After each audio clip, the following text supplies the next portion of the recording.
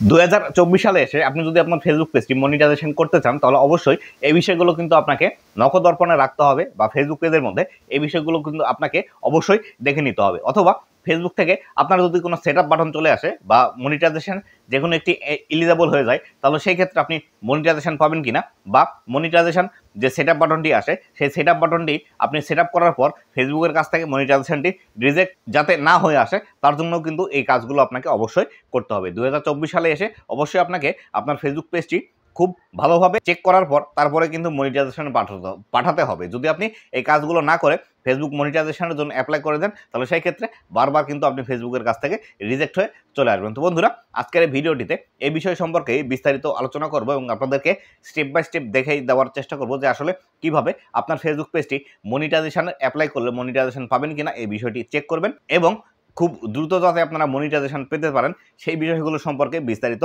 আলোচনা করব। একদম আমি স্ক্রিন রেকর্ড করে কোথায় কোথায় আপনাদেরকে যেতে হবে এবং কোন বিষয়গুলো আপনাদেরকে চেক করতে হবে এই বিষয়গুলো সম্পর্কে বিস্তারিত আপনাদেরকে জানিয়ে দেবো। তো বন্ধুরা, ভিডিওটি খুবই ইনফরমেটিভ এবং ইন্টারেস্টিং হতে চলেছে। অবশ্যই ভিডিওটি লাস্ট পর্যন্ত দেখার চেষ্টা করুন। ভিডিওটি যদি লাস্ট পর্যন্ত দেখেন তাহলে এই সম্পর্কে বিস্তারিত বিষয়গুলো আপনারা জানতে পারবেন। তো বন্ধুরা, ভিডিওটি শুরু করার আগে ছোট্ট একটি রিকোয়েস্ট, চ্যানেলে নতুন হয়ে থাকলে অবশ্যই চ্যানেলটি সাবস্ক্রাইব করে দিবেন। ফেসবুক পেজ থেকে দেখলে অবশ্যই ফেসবুক পেজটি ফলো করে দিবেন যাতে করে ভবিষ্যতে ফেসবুক রিলেটেড এমন আরও ইনফরমেটিভ কন্টেন্টগুলো আপনারা পেতে থাকেন। তো বন্ধুরা, চলুন চলে যায় আমার মোবাইল স্ক্রিনে এবং সেখানে গিয়ে বিস্তারিতভাবে এই বিষয়গুলো দেখি যে আসলে কিভাবে আমরা আমাদের ফেসবুক পেজের মনিটাইজেশন এলিজিবিলিটি ক্রাইটেরিয়া যেটি আছে সেটি কিভাবে পূরণ করব এবং কোন কোন বিষয়গুলো আপনারা না মানলে ফেসবুকের মধ্যে মনিটাইজেশন পাবেন না সেই বিষয়গুলো দেখে নিই। তো বন্ধুরা, চলুন চলে যাই আমার মোবাইল স্ক্রিনে। তো বন্ধুরা, আমি চলে আসলাম আমার মোবাইল স্ক্রিনে। এখান থেকে দেখতে পাচ্ছেন আমি একটি ফেসবুক পেজের প্রফেশনাল ড্যাশবোর্ডের যে সামনের ইন্টারফেসটি আছে সেখানে আসি এবং এখান থেকে আমি প্রফেশনাল ড্যাশবোর্ডের মধ্যে প্রবেশ করব বা সি ড্যাশবোর্ডের এখানে প্রবেশ করব।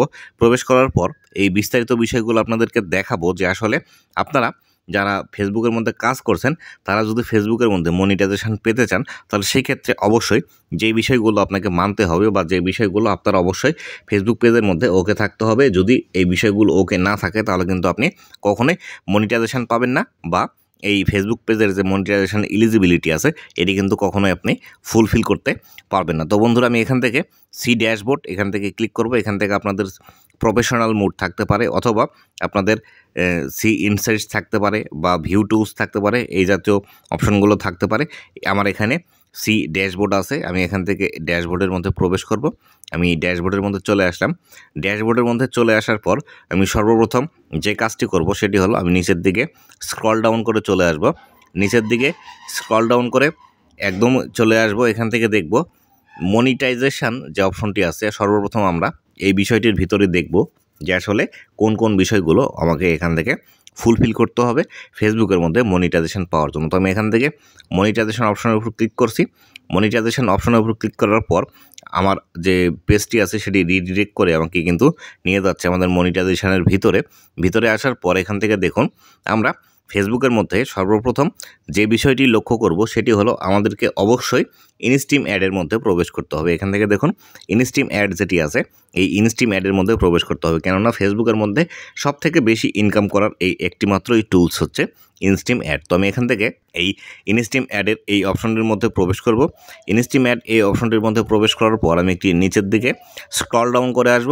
নিচের দিকে স্ক্রল ডাউন করে আসার পর এখান থেকে দুইটি বিষয় আপনাকে লক্ষ্য রাখতে হবে। দেখুন এখান থেকে you reside in an eligible country এবং you follow Facebook content monetization policy, এই দুইটি বিষয় কিন্তু অবশ্যই আপনাকে ফুলফিল করতে হবে বা এই দুইটি বিষয় কিন্তু অবশ্যই এখান থেকে দেখতে পাচ্ছেন গ্রিন টিক মার্ক আছে, এই গ্রিন টিক মার্ক কিন্তু রাখতে হবে, নতুবা কিন্তু আপনি ফেসবুকের মধ্যে কখনোই মনিটাইজেশন পাবেন না বা আপনার ফেসবুক পেজটি মনিটাইজেশনের জন্য কিন্তু কখনোই এলিজেবল হবে না। এরপর আমরা এখান থেকে বের হব।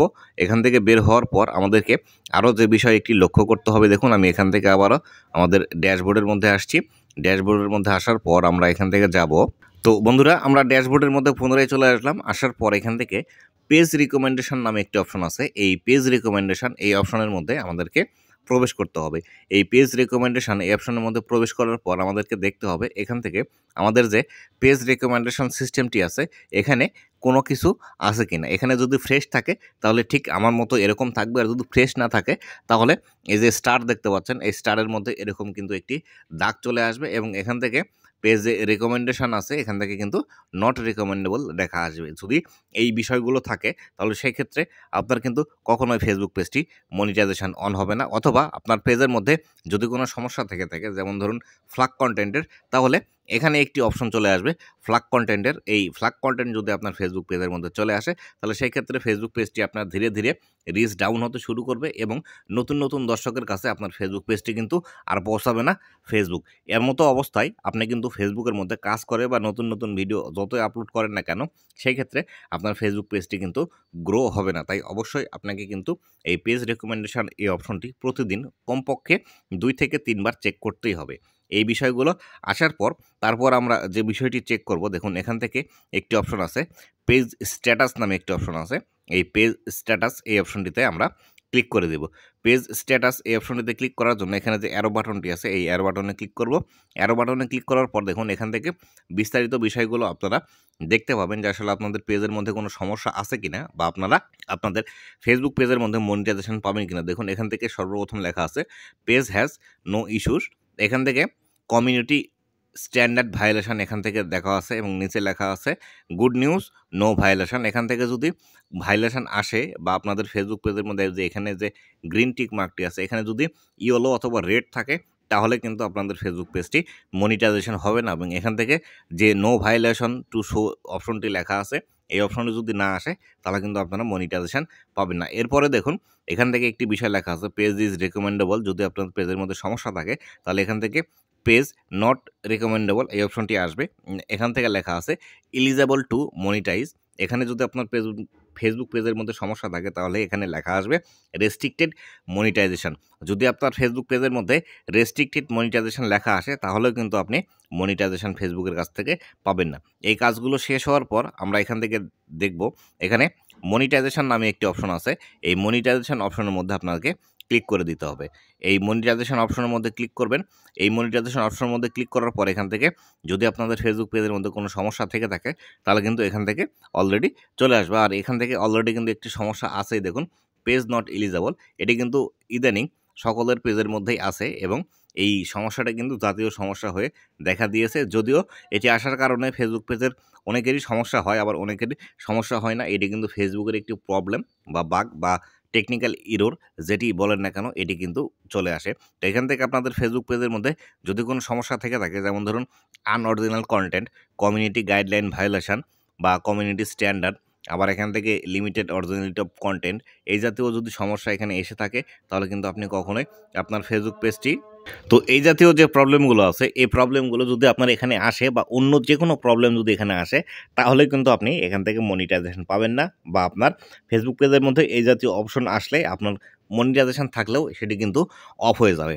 এখান থেকে আরও একটি বিষয় আমরা চেক করব, এই অপশনগুলো যদি থাকে তাও কিন্তু আপনার ফেসবুক পেজের মধ্যে মনিটাইজেশন প্রবলেম হবে। দেখুন আমি এখান থেকে একদমই ব্যাক করে চলে আসলাম। আসার পর এখান থেকে আমাদের ফেসবুক পেজের মূল ইন্টারফেসের মধ্যে আসব। আসার পর এখান থেকে দেখতে পাবেন এখানে 3 লাইন যে অপশনটি আছে এই 3 লাইন অপশনটির আমরা ক্লিক করব। 3 লাইন অপশনে ক্লিক করার পর আমরা একটু নিচের দিকে স্ক্রল ডাউন করে আসব। আসার পর এখান থেকে হেল্প অ্যান্ড সাপোর্ট নামে যে অপশনটি আছে এই হেল্প অ্যান্ড সাপোর্ট এই অপশনটির ভিতর আমরা প্রবেশ করব। হেল্প অ্যান্ড সাপোর্টের মধ্যে প্রবেশ করার পর এখান থেকে সাপোর্ট ইনবক্স নামে যে অপশনটি আছে এই সাপোর্ট ইনবক্সের মধ্যে আমরা প্রবেশ করব। সাপোর্ট ইনবক্সের মধ্যে আসার পর এখান থেকে যে বিষয়টি আমাদেরকে লক্ষ্য করতে হবে সেটি হলো এখান থেকে ইওর অ্যালার্টস নামে একটি অপশন আছে, এখানে বিষয় খেয়াল করবেন, অথবা এখানে আদার নামে একটি বিষয় আছে এই বিষয়টি খেয়াল করবেন। দেখেন এখান থেকে আমার কিন্তু 4টি নোটিফিকেশন এসেছে। এখান থেকে আমার ফেসবুক পেজের যে নাম চেঞ্জ করেছি সেই বিষয়গুলো এখান থেকে আমাকে অলরেডি দিয়ে দিয়েছে।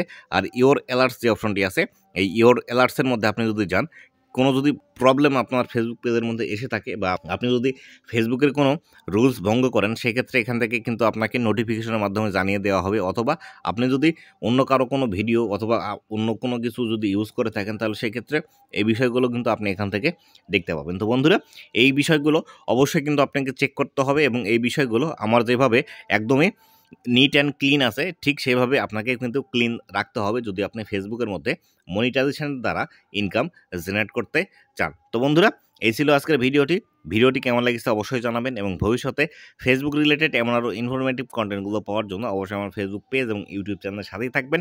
ধন্যবাদ সবাইকে।